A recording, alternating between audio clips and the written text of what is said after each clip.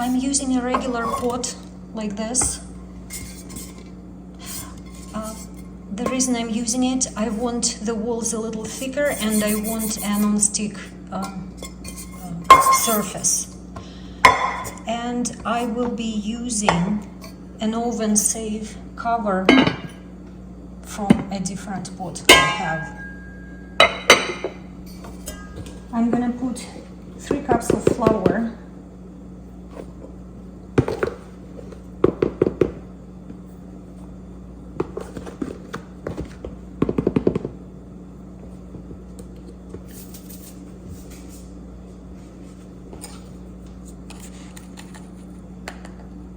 One teaspoon of salt.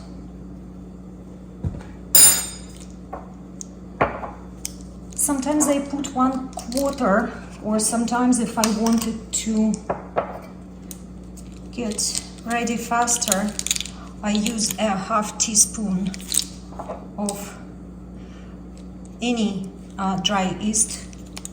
I don't think that even it's quick rise, I don't know, I'm just using a jar and I bought it in a bag. Let's use 1/4 and see what we get. I have a 1.5 cups of nice warm, not hot water, not room temperature, a little warmer. The recipe calls, the original recipe calls for a tablespoon of honey or brown sugar. 2 tablespoons of brown sugar. You can play with it. The recipe is really forgiving. You don't have to add any sweetener, or you can add white sugar. 1 tablespoon. I will just take this crystallized honey. Probably it's a tablespoon. I don't know. It's easier if the honey is more liquid, but that's what I have. And I prefer to dissolve it so there are no pieces of crystallized honey, so this will take time, I'm sorry. And I'm not gonna edit this video, so it's real time. Okay, while my honey is dissolving here, I can show you what other pot I'm also using for the same recipe or for similar bread. Sometimes I'm using this pot and it looks like it's stone, but it's not. I think that it's some kind of metal also non-sticky and also a little thicker. And this pot came with a cover, but it wasn't oven safe, so I just unscrewed this part here and I'm using this lid, and I don't worry that there are holes in this one. Still works.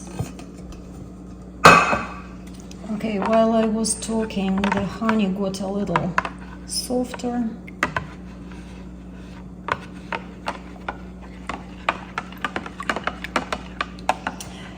This is one of my favorite recipes, and usually I double it, and I have a bigger pot. When I double it, I use a different one, and also in this bread you can add anything. You can add dry berries or fruit, you can add roasted garlic and olives, you can add herbs, you can add seeds and nuts. I really like to add walnut in this bread, walnuts. This would be my favorite. Okay, kinda there are pieces of honey there, but I don't worry about that. So yeast, salt and flour. I just stir it like this.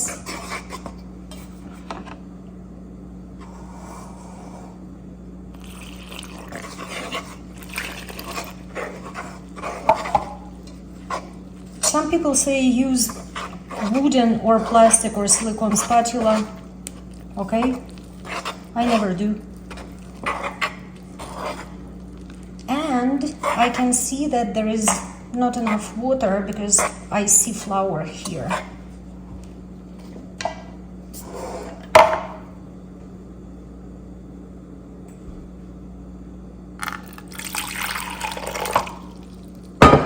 I don't know how much I'm gonna add.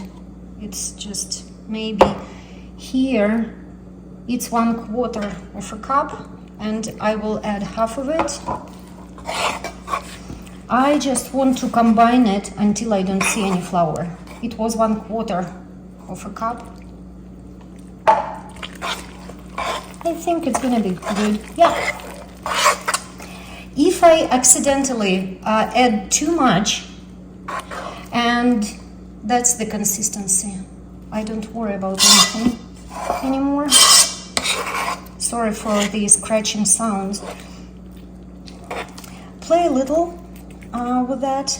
Probably I could add a little less water, and just for the sake of experimenting and showing you that this recipe is super forgiving, I will just take, I don't want to add too much, maybe a tablespoon of flour, and throw it here. Same spoon, teaspoon, which I was using to measure salt. I will leave it now, it's late evening now, I will leave it overnight. I don't know, maybe for 10 hours. You can leave it for 10, 12, 16 hours. Usually, I could mix it before going to work in the morning, like quickly. I would get all the ingredients, 2 minutes to mix everything in the morning. The ingredients are ready the previous night. Mix it, and I come in the afternoon from work, and it's not ready for baking, it's ready for next step after 10, 18 hours. That's what we have.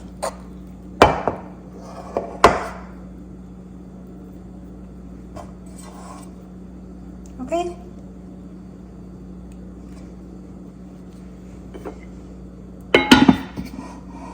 And I'm leaving this at room temperature overnight, and next moment is going to be a few hours later, and I'll show you what we have. 12 hours passed. It grew like almost 3 times. Normally all recipes recommend do this process in one dish, and then not your baking dish, and then transfer it into your baking dish or baking pan or baking pot. I just do everything in one. You can use a regular tablespoon. I have an old silicone spatula, it's less sticky. So what I'm doing, I'm folding the dough from outside into the inside, and just to show you, the spatula is less covered in dough. And I have just water here. If they are wet, they are less sticky.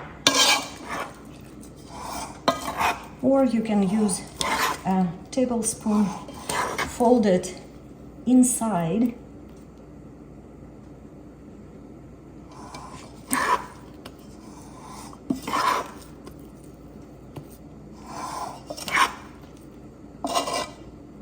ideally the walls have to be clean. That's why probably everyone who makes this bread uses a different bowl for resting and for proofing. I just don't want to do too many dishes. It looks like this. It collapsed almost twice, so it's much smaller in size now. And now I'm supposed to leave it for maybe roughly 3 hours, but I'm gonna be away for much longer than that, so we'll come and see how it looks like in roughly 6 hours. So between the first step you saw when I mixed all the dry ingredients and now, past approximately 12 hours. I'm gonna leave it for probably 6 hours now, 5-6 hours. If I come earlier, it's gonna be earlier. The spoon is more covered in dough. Wash it right away so it doesn't get dry and crusty and hard to wash. Sorry for the noise. I'm preheating my stove to 475. I decided you can bake it at 450 to 500. Just make sure it's baked through. I think that 475 should take maybe 30 minutes covered and then 10 minutes uncovered. 5.5 hours passed. You can see how much dough we have now. You can poke this once, release air from big bubbles because they would burn and crack, or you can, they're fun, they're still fun. You just open them up slightly and they deflate. So when the oven is at 475 Fahrenheit, I will put it inside covered in the same pot, so minimum dishwashing. It's 475. It got even a little higher probably, or maybe not, I don't know. I'm gonna put it inside for 30 minutes, I think. I'll check it and maybe I will keep it 10 more, like altogether 40 minutes and covered, and then 10 minutes uncovered to finish it up. Half an hour passed.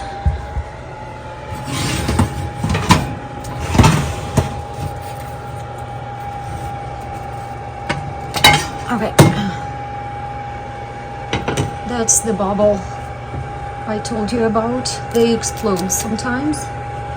I think I will hold it, I will keep it covered for 10 more minutes and then 10 minutes uncovered. Same temperature.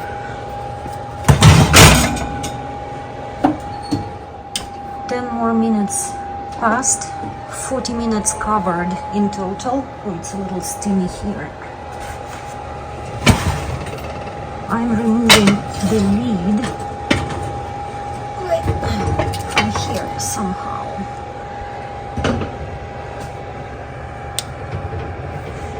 It's really hot, and we'll leave it here uncovered for 10 more minutes. 10 more minutes passed, uncovered.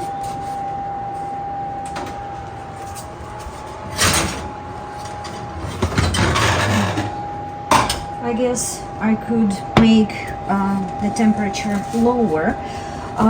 Next steps. Usually for me, I prefer soft crust. I take double towel, I cover it like this, and I leave it until it cools down. Or you can flip it over and let it cool down on a towel, or if you have a cooling rack. It's done.